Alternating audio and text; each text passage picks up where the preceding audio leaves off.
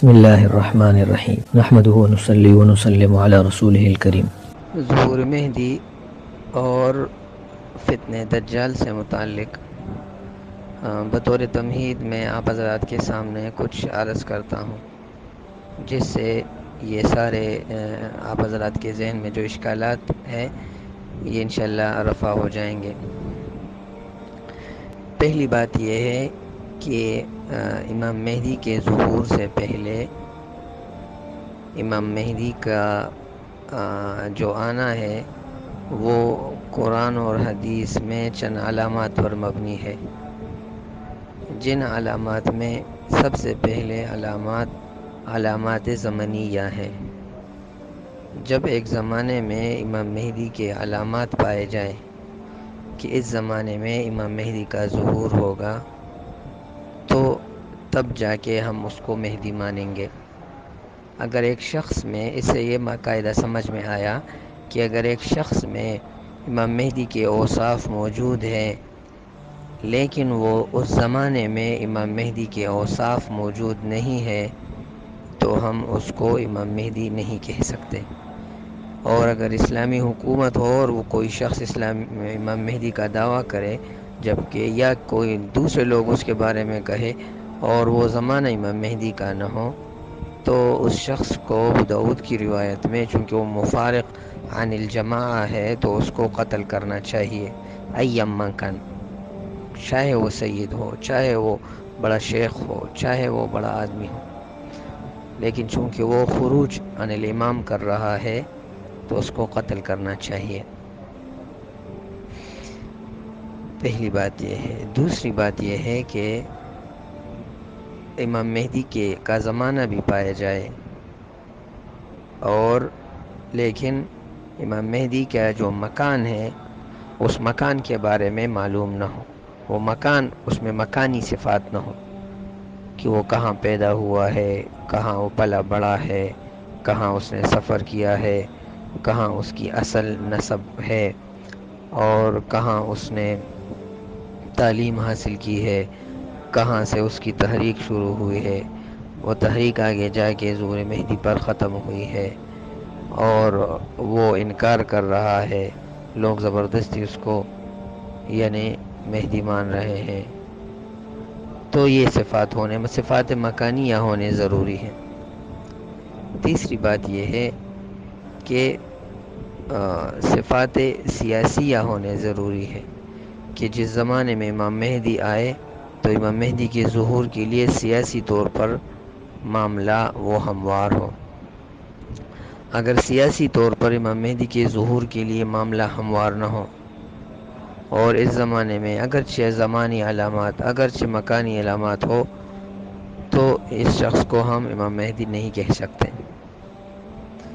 چوتھی بات یہ ہے کہ امام مہدی کے ظہور سے پہلے اور امام مہدی کے ظہور کے دوران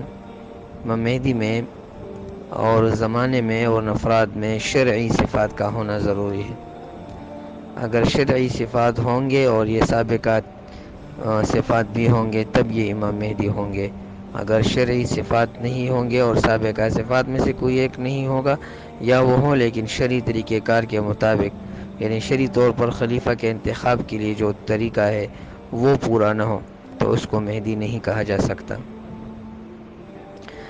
اور اسی طرح تکوینی علامات کا ہونا ضروری ہے، یعنی امام مہدی کا زمانہ، امام مہدی کا مکان، امام مہدی کا کے ظہور سے پہلے سیاسی اور شرعی اور مکانی اور اس کے ساتھ تکوینی صفات۔ تکوینی صفات کا مطلب یہ ہے کہ جیسے کہ یعنی اس زمانے میں آسمان اور زمین کی کیا صورتحال ہوگی، فضاؤں کی کیا حالت ہوگی، پانی کی کیا حالت ہوگی،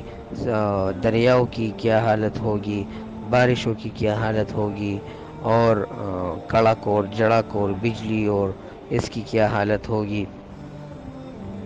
اور لوگوں کے اخلاق کی کیا حالت ہوگی، لوگوں کے عادات کی کیا حالت ہوگی۔ یہ اگر وہی ہے جو ظہور مہدی کے بارے میں بیان ہوئے حدیث میں تب جا کے ہم کہیں گے کہ یہ زمانہ، یہ مکان، یہ علامات شخصیہ، یہ زمانیہ، یہ مکانیہ، یہ سیاسیہ، یہ شرعیہ، یہ تکوینیہ، یہ موجود ہے۔ اور اس کے بعد علماء، ان میں سے ہر عالم کے ہاتھ پر 313 لوگوں نے بیعت کیا ہو، جیسے کہ اہل حل و عقد ہوتے ہیں، تو ان کا یہ اہل حل و عقد کی جگہ پر ہو گئے۔ اور اہل حل و عقد کے لیے یہ جائز ہے کہ وہ کسی میں اگر جو مطلوبہ شرائط ہیں وہ شرائط اس میں پائے اور اس کے ہاتھ پر بیعت کرے، تو اس صورت میں جو 75 تقریباً علامات ہیں یا 74 علامات ہیں، وہ 74 یا 75 علامات اس شخصیت میں موجود ہو پائے تو، اور یہ سابقہ شرائط بھی موجود ہو، اور وہ بیعت سے انکار کرے اور لوگ ان کو اصرار کرے، ان کو مجبور کرے، اور لوگوں کو ان سے پہلے تعارف ہو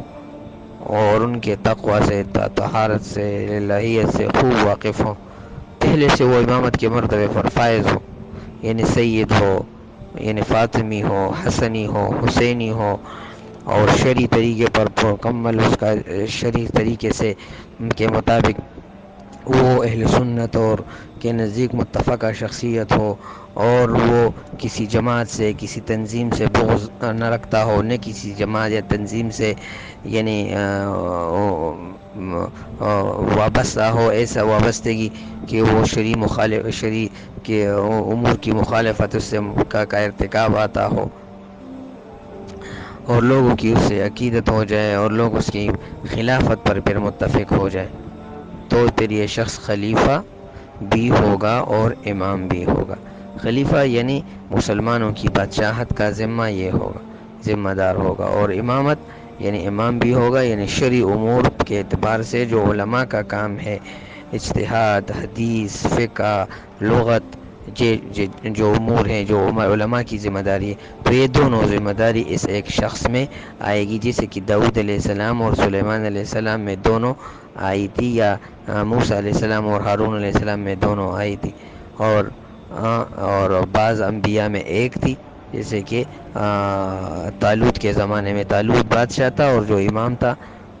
جو پیغمبر تھا، وہ امام تھا۔ تو یہ دونوں، امام بھی ہوگا اور خلیفہ بھی ہوگا، اور یہ مسلمانوں کو اکٹھا کریں گے، یعنی مسلمانوں میں جو مفاہیم کے اعتبار سے، تصورات کے اعتبار سے مسلمانوں میں جو بے اعتدالیہ رواج پا کر وہ ناانصافیوں کی طرف بڑھی، اور پھر ناانصافیوں سے ظلم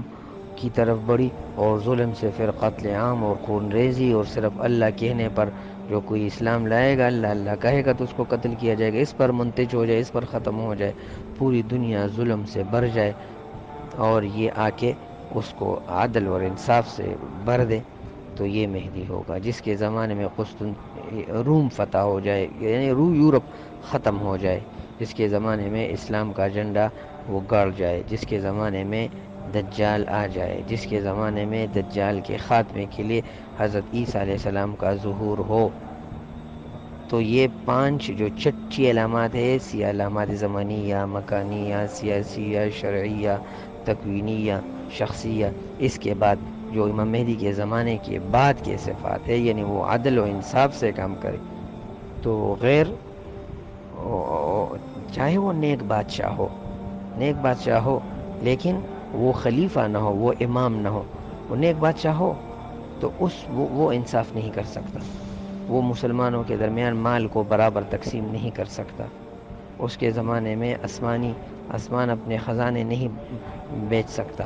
زمین اپنے خزانے نہیں نکال سکتا، اس کے زمانے میں ایک پیغمبر آسمان سے نہیں اتر سکتا،